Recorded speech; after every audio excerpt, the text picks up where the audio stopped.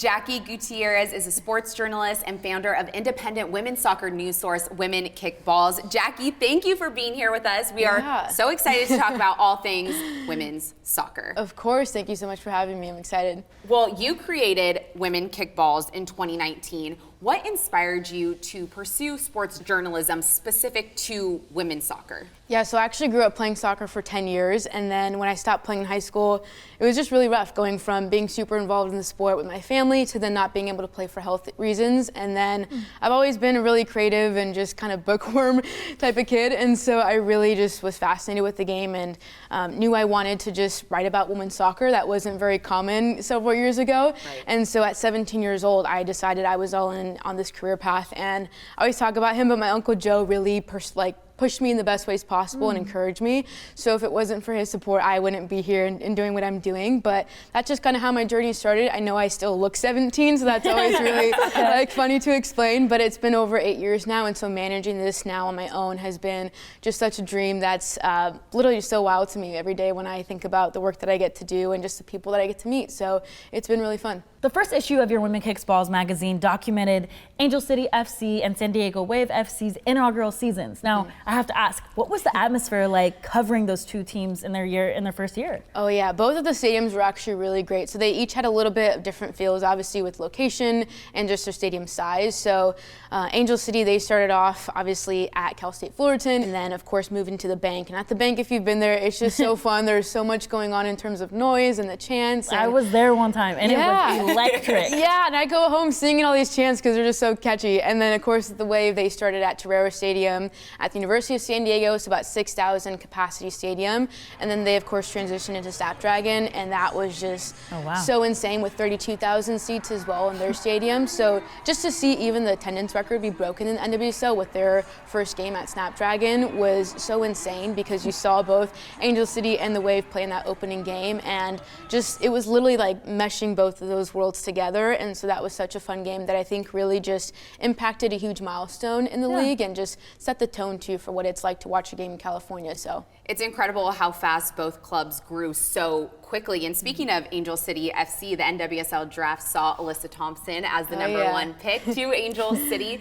How do you think she will fit in with Angel City? Totally. I think they're in a really great position right now where, being in the off season, there's different roster moves and trades that can still happen. And just kind of, I think they have a lot of potential too. You saw this past season they struggled a bit in their midfield. And so I think bringing such a young player in like Alyssa, who is just very driven and determined, and then of course from LA as well, that's such a great aspect too. So I think there's so much potential. And of course with some of these players recovering from injuries such as Kristen Press and Cindy LaRue, I think if they just kind of make the right moves in terms of their strategy and their roster lineup, I think they could be very dangerous. So it's kind of just that period of a waiting game right now, since we're trying to figure out what's still to come with their roster and just, of course with day one of preseason and things like that. So it'll be exciting to see just her role with the club and what that looks like, because she has a lot of great players to learn from too.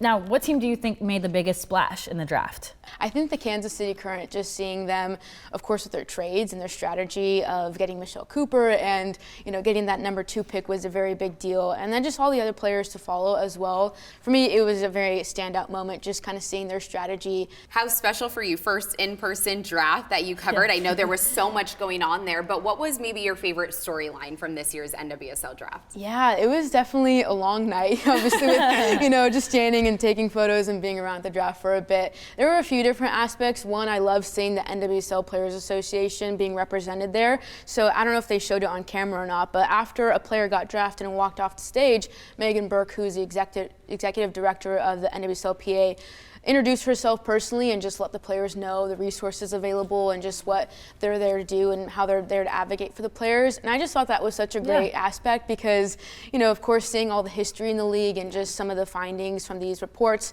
I think just really making sure that the NWSLPA is at the forefront. And towards the end of the draft too, there was just, like I said, it was a long night, but seeing the trades that were going on, and specifically with the Portland Thorns trading with the Houston Dash for the Dash to get that last pick, and just seeing Madeline from UCLA was really awesome. And I got to talk to her for a bit, and of course she's very emotional because you're the last pick and you don't know what's going to kind of happen in those final moments. So I think just kind of seeing that raw emotion was really awesome, just to know that they're the future of the game in the next game changers. So it all kind of really started with the draft and just that pinpoint of getting into it as well.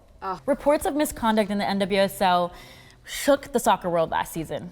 Oh man, the two reports that we had with the Sally Yates report and then of course the joint investigation report, there was hundreds of documents and just different scenarios. And so I think for me personally, reading the first one, there was just so much heartbreak, and obviously just reading a lot of these really graphic details was just, of course, your heart just really went out to these players, and of course the ones who spoke up, and even the ones who weren't able to speak up. And then I think with the second one, it was more of just frustration in seeing that there were so many flaws within the system of the league, and of course the players. And so as someone who spends a lot of time interviewing these players in one-on-one situations or in press conferences, being part of the media too, it's this weird aspect of seeing these situations from a different perspective, because you understand where these players are coming from to a degree, of course. And then as the media, you have this weird aspect where you're then projecting these coaches' voices into the soccer space as well. And so it's weird because we almost feel manipulated because, you know, we get this good image or this good conversation with the coach, but in reality, we have no idea what's going on behind the scenes.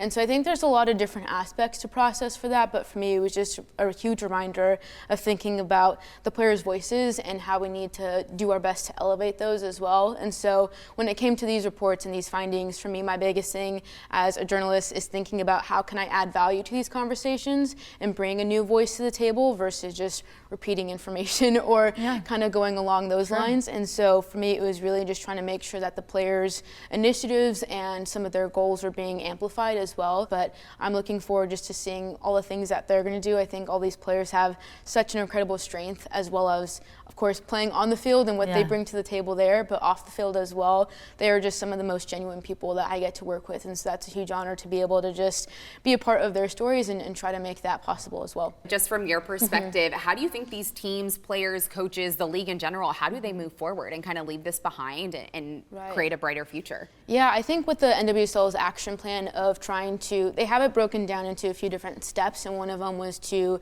just expose the truth and leave it out there, which these reports really did do that. And then of course the corrective action that's to come. And so I think we're still in that process of what does that action look like. And so I'm very intrigued as well to see, as part of the media, how do you build trust with the media when certain news outlets are getting news ahead of time, you know, and others aren't. And especially from the Women Kickball's perspective, I'm a very much grassroots effort where it's just me, myself, and I. And of course, I'm a product of these players as well. And so growing up watching the NWSL and the U.S. Women's National Team, I've always looked at who are these players as people as well. And so that's something that I always like to highlight in just the different pieces that I do, whether it's a feature or talking about certain aspects of draft or some of these big moments as well. I think really highlighting that aspect of who they are as a person is just so important and needed, because that's what people are going to remember most too. Well, good thing they have you around. You know? Well, there's more to come with Jackie, so stick around.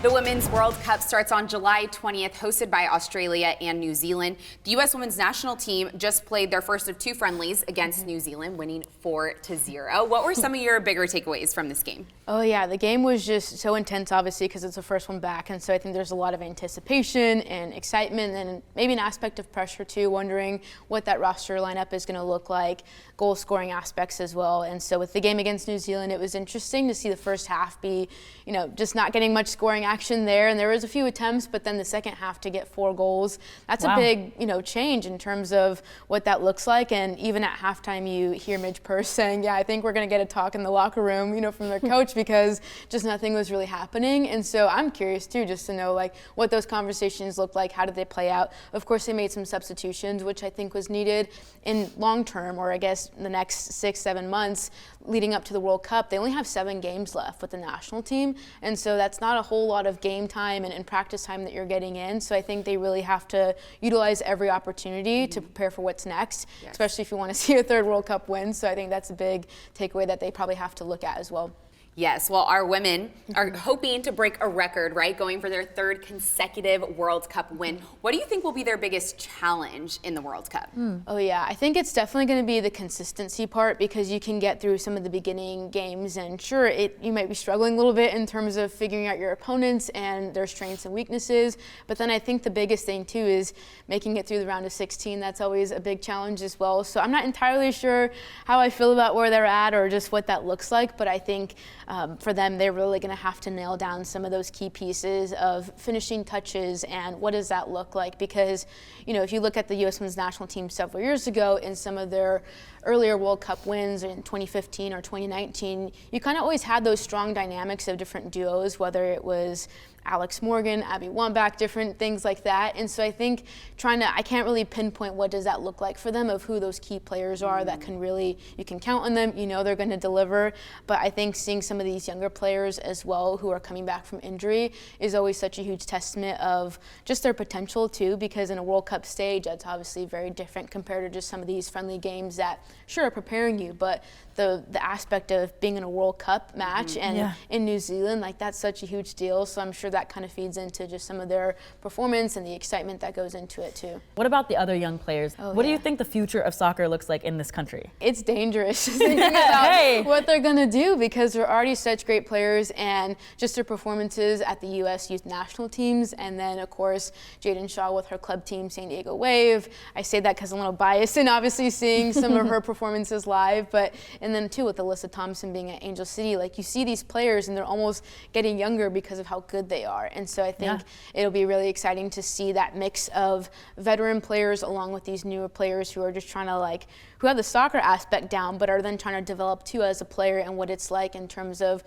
leading up to a World Cup or some of these major moments as well. So I think that as far as these younger players and how they're growing and developing, it's definitely be something where they're like the next big thing. And so it'll be really cool just to see their impact, because right now we already know their names, we know who they are and their talent, but to see that in action more leading up to the World Cup is something that I think is just going to blow people away. So I'm excited for that. Me too. Lots of exciting things to come for women's soccer. Jackie, thank you so much for being here with us.